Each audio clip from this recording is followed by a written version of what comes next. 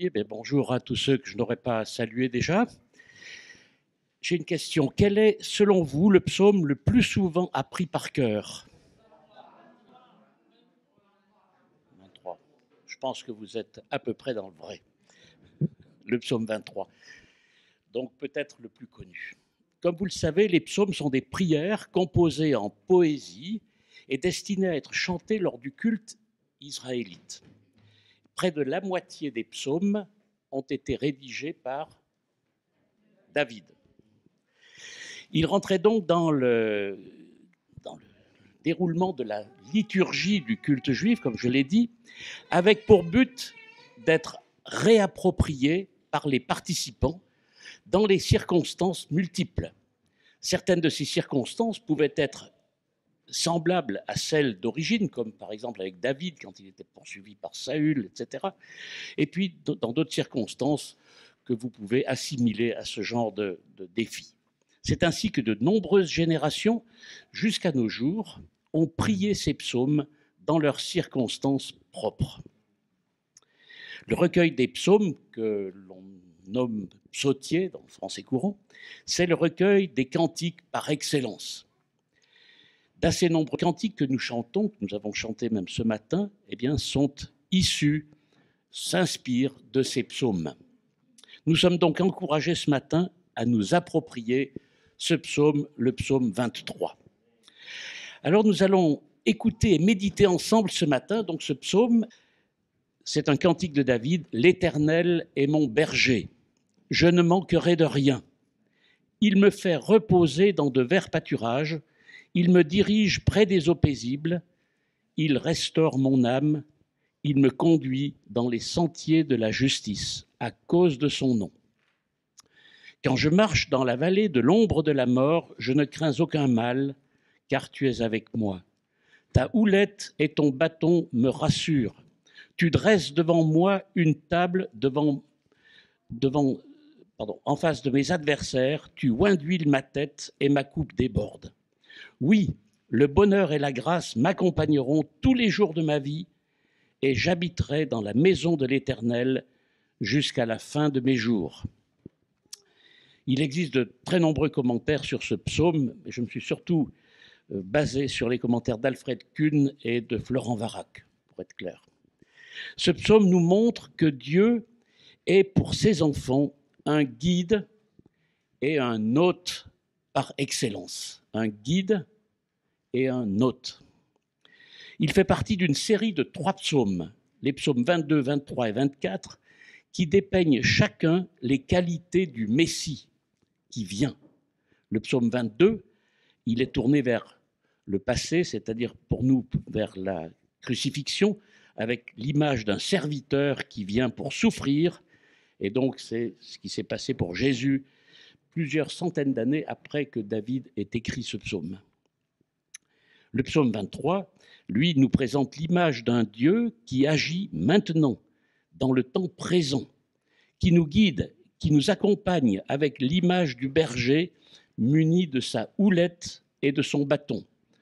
Alors ce mot houlette, j'en profite pour le détailler, c'est un instrument, c'est un bâton avec une sorte de crochet à l'extrémité qui permet de rattraper une brebis qui s'égare ou qui chute.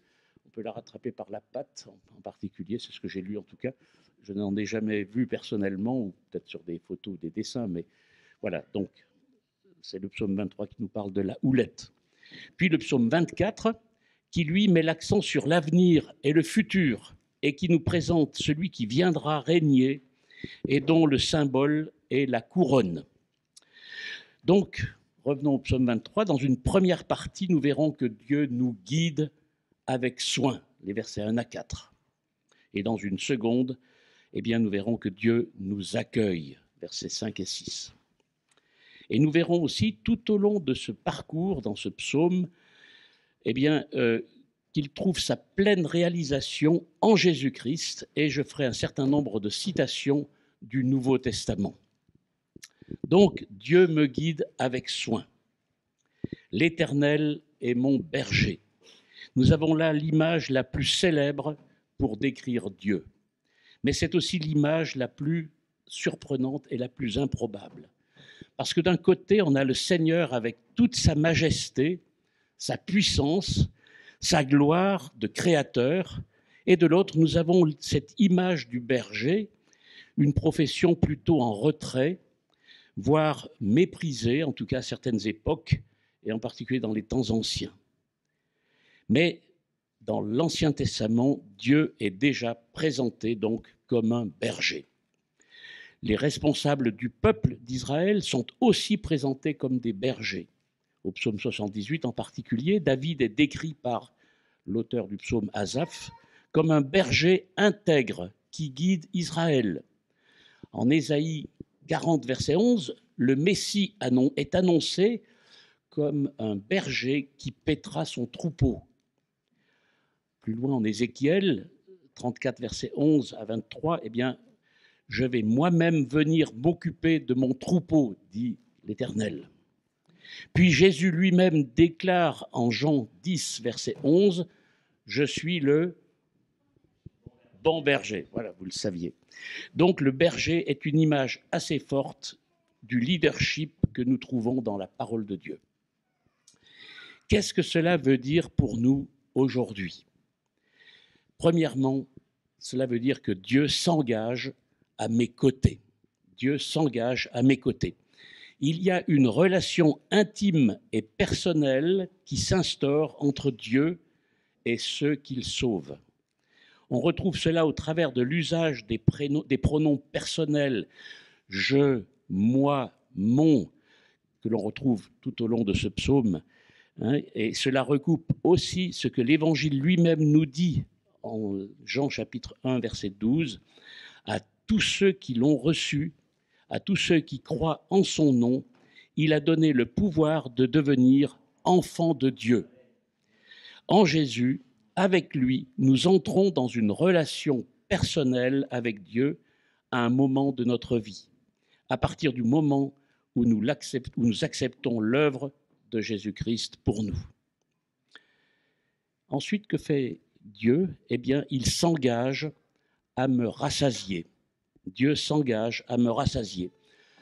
Nous avons l'image du pâturage, de l'eau au début de ce psaume. C'est le rêve des brebis. Les brebis sont heureuses avec ça. C'est le besoin essentiel du troupeau. N'est-ce pas aussi ce que dit l'Évangile avec Jésus? Jésus dit en Jean 6, verset 51, « Moi, je suis le pain de vie. Celui qui en mange vivra éternellement. Celui qui vient à moi n'aura jamais faim. Celui qui croit en moi n'aura jamais soif. » Il y a donc une relation de satisfaction complète dans la relation que l'on développe avec Dieu au travers de Jésus-Christ. Ensuite, après que Dieu se soit engagé à nos côtés, qu'il s'engage à me rassasier, troisièmement, Dieu s'engage à me réparer. Dieu s'engage à me réparer. Il restaure mon âme, dit David. C'est une expression qui évoque d'abord la conversion, quand on vient à lui, mais qui évoque aussi le rétablissement quotidien dans notre vie. Dieu est celui qui œuvre en nous de sorte que nous soyons réparés. Nous avons tous besoin de cette réparation du Seigneur. Cela arrive souvent dans notre quotidien, dans nos relations, quand ça grince un peu. Cela cadre avec ce qui est dit dans le Nouveau Testament, en 2 Corinthiens 5, 17. « Si quelqu'un est en Christ, il est une nouvelle créature. Toutes choses sont devenues nouvelles. » Donc Jésus est venu pour me réparer, pour créer toutes choses nouvelles en moi. Ensuite, Dieu s'engage dans le cadre de cet accueil, de ce guide, à me rassurer. Dieu s'engage à me rassurer. Il n'y a pas là de promesse que tout irait bien dans ma vie. Ce n'est pas ce que dit ce psaume.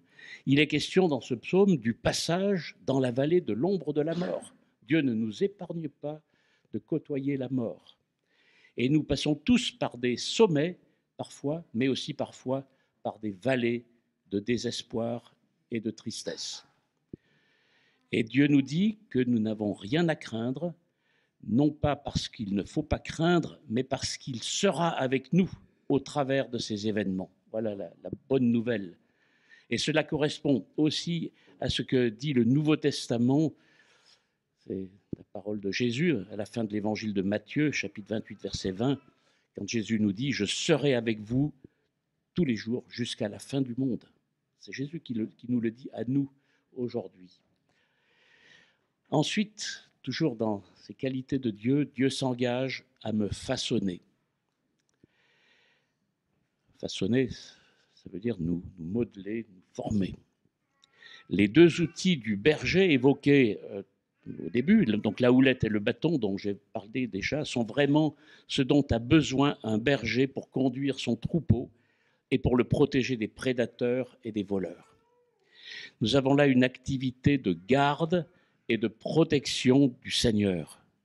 Et nous avons aussi cette promesse dans le Nouveau Testament, dans l'épître de Paul à Philippiens, chapitre 1, verset 6, « Celui qui a commencé en vous cette bonne œuvre la poursuivra jusqu'à son achèvement au jour de Jésus-Christ. » Il nous corrige chaque fois que nécessaire avec son bâton et sa houlette. Si parfois vous sentez que le Saint-Esprit vient faire peser sa main sur vous, vous êtes découragé parce que vous réalisez vos imperfections, les imperfections de votre vie, eh bien, c'est précisément l'œuvre du berger qui est à l'œuvre en vous, et cela doit vous encourager et non pas vous décourager, car Dieu nous corrige comme un père. L'image du berger est belle, et on peut être reconnaissant que ce psaume soit centré sur les qualités du berger plutôt que sur les qualités des brebis, autrement dit plutôt que sur nos qualités à nous. Alors comment concrètement se saisir de ce psaume et de ses promesses? Comment expérimenter la conduite de Dieu dans nos vies, dans notre vie?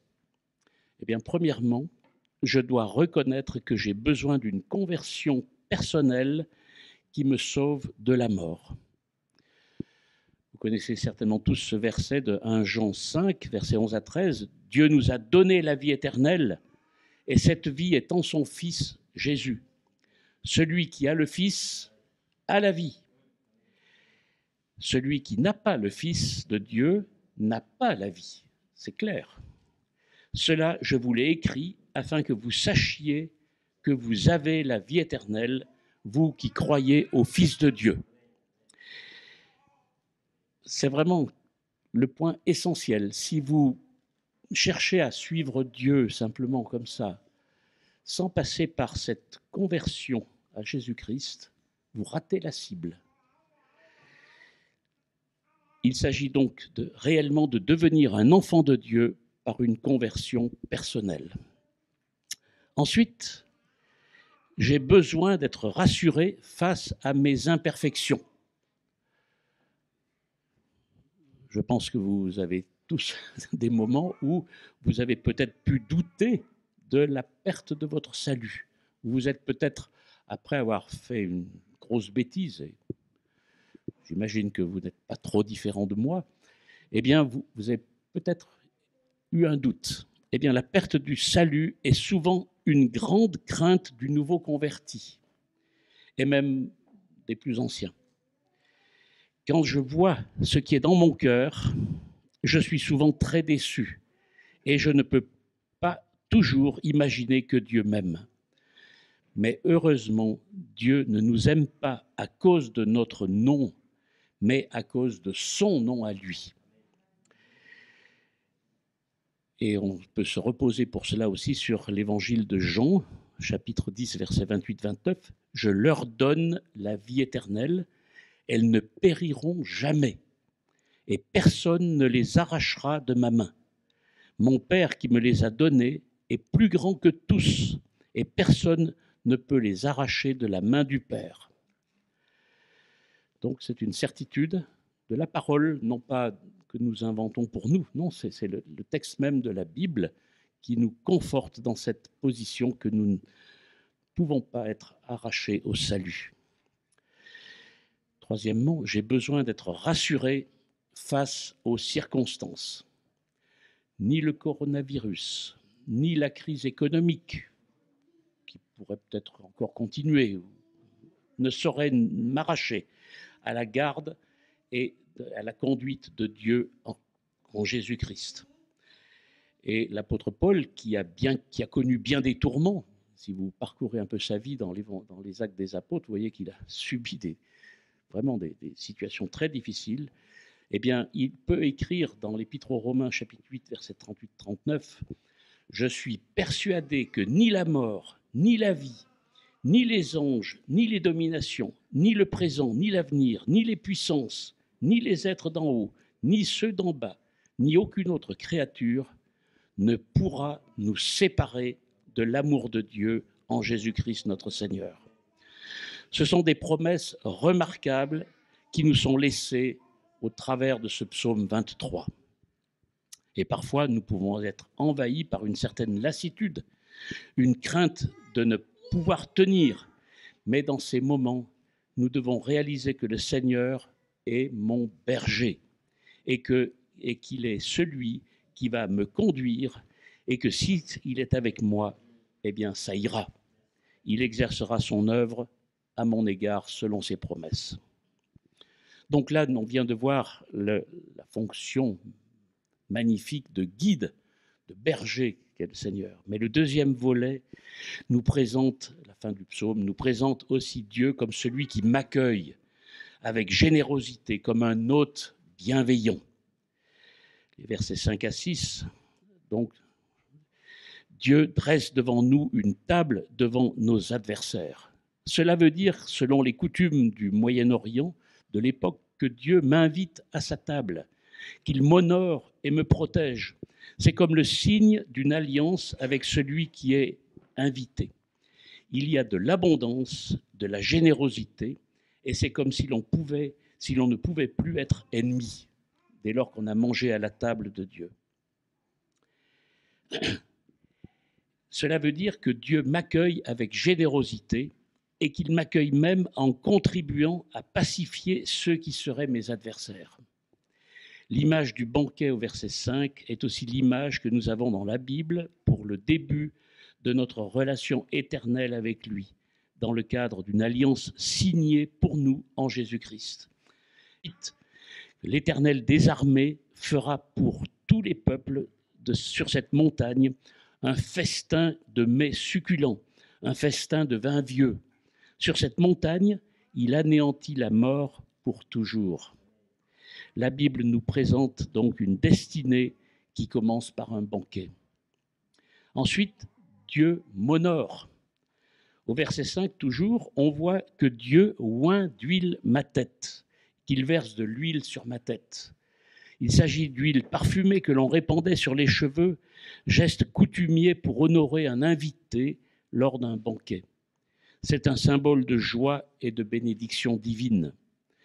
Les ennemis impuissants devant cette haute protection sont obligés d'assister au triomphe de celui qu'ils poursuivaient.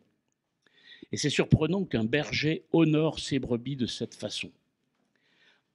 Et ensuite, il nous comble d'une coupe qui déborde, nous dit le texte. Il nous comble d'une vie abondante tous les jours de ma vie, pas seulement le jour de ma conversion, mais pour toute ma vie présente. Nous voyons là toute la générosité de notre Dieu, qui ne se contente pas de nous sauver, mais qui nous comble. Dieu n'est pas un Dieu distant. On retrouve aussi cet amour de compassion, cette compassion de Dieu dans l'attitude du Père qui attend et accueille son Fils dans la parabole du Fils prodigue. Vous savez, ce Père dont le jeune fils était parti en prenant une partie de son héritage, qui est allé faire sa vie et qui, après avoir réalisé sa bêtise, est revenu à Dieu. Et son père l'attendait. Il guettait l'horizon, il attendait. Et non seulement il l'attendait, mais une fois qu'il l'a vu, il l'a revêtu d'une magnifique tunique et il lui a fait organiser un festin avec le veau gras. Cet accueil de notre Dieu est aussi décrit dans un passage du prophète Sophonie qui nous dit que l'Éternel ton Dieu est au milieu de toi un héros qui sauve. Il fera de toi sa plus grande joie. Il gardera le silence dans son amour pour toi. Il aura pour toi une triomphante allégresse. C'est des promesses qui sont pour nous. Voilà notre Dieu. Il ne nous accueille pas chichement, comme s'il était obligé de le faire. Notre Dieu est vraiment très généreux et il nous accompagne sur tous les sentiers de notre vie. C'est pour cela que David termine son psaume par ce célèbre verset 8. Oui, le bonheur et la grâce m'accompagneront tous les jours de ma vie et j'habiterai dans la maison de l'Éternel jusqu'à la fin de mes jours. C'est une merveilleuse promesse tournée vers l'avenir. Et pour ce qui est de la fin de nos jours, nous savons qu'il s'agit en fait de la vie éternelle. Nous arrivons à la fin de notre psaume et nous voyons en Jésus l'extraordinaire guide et l'extraordinaire hôte qui nous accueille. On peut revenir sur ces descriptions de guide, de berger et d'hôte. Un guide et un berger, par compassion, Jésus a une santé exceptionnelle. Il est ressuscité, il a du sang-froid, il a regardé la mort en face. Il a connu la mort et il l'a vaincue. Il a accepté la séparation d'avec son Père pour nous. Pour nous, il est mort pour nous amener à la vie avec lui. Il a le sens des relations humaines. C'est un bon pédagogue et il nous accompagne sur tous les sentiers de la vie. Il connaît tous les chemins que nous aurons à emprunter. Et pour cause, parce que lui-même les a fréquentés, y compris la vallée de l'ombre de la mort, y compris la tentation. C'est un vrai guide, un vrai berger, et on peut lui faire pleine confiance. En tant que hôte d'accueil, Jésus est un hôte parfait. Il a l'expertise, il connaît aussi bien le monde terrestre que la vie au ciel. Il connaît les paradis, le paradis, puisque la Bible nous dit qu'il nous prépare une place afin que là où il est, nous y soyons aussi. Il connaît également tous les chemins par lesquels nous devons passer. Il a lui-même été tenté en toutes choses, comme nous, et il est capable de nous secourir. Deuxièmement, avec Jésus, nous avons un accès privilégié auprès de Dieu. Jésus dit lui-même qu'il est le chemin, la vérité et la vie. Jean chapitre 4, verset 6. C'est un des premiers versets que j'ai connus par cœur, parce que dans mon église d'enfance, ce verset figurait derrière la chaire, et donc on ne pouvait pas ne pas le voir. Même si vous n'écoutiez pas la prédication, vous pouviez quand même recevoir ce verset.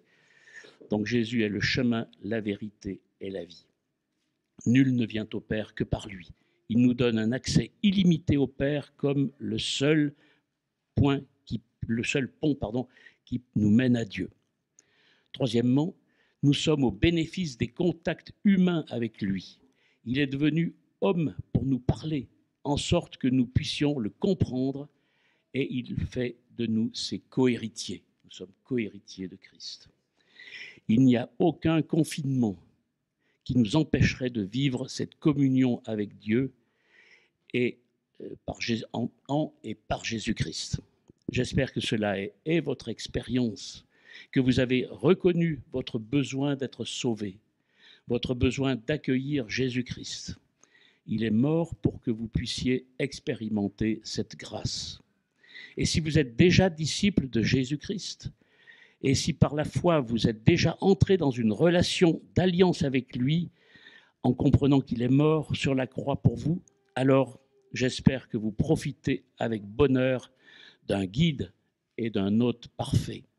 On peut revenir constamment à lui avec l'assurance que nous sommes accueillis. Et c'est mon vœu le plus cher pour chacun de nous. Je vous invite à la prière. Merci Seigneur pour ces deux images du guide et de l'hôte parfait que tu nous donnes dans ce psaume. Elles sont riches, que nous puissions les intégrer profondément dans notre vie, tout au long de notre journée, tout au long de la semaine qui est devant nous. Que nous puissions nous rapprocher de toi et expérimenter tous les bons soins dont tu veux nous combler. Merci parce qu'aucune maladie, aucun problème ne nous séparera de ton amour. Au nom de Jésus. Amen.